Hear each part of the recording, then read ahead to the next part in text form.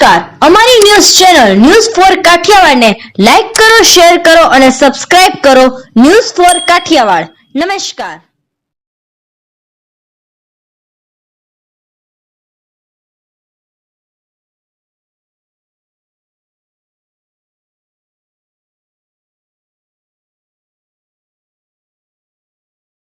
ગિરનાર પર્વત ઉપર આજે ભારે પવન ફૂંકાતા સાંજના સમયે વીજના પોલ થાંભલા પડી જતા 2 દિવસથી વીજળી ગુલ.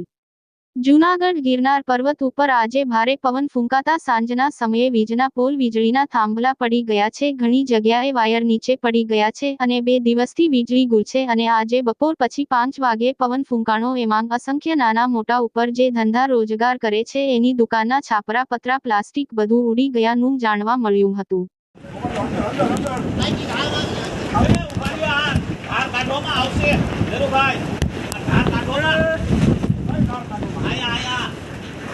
એક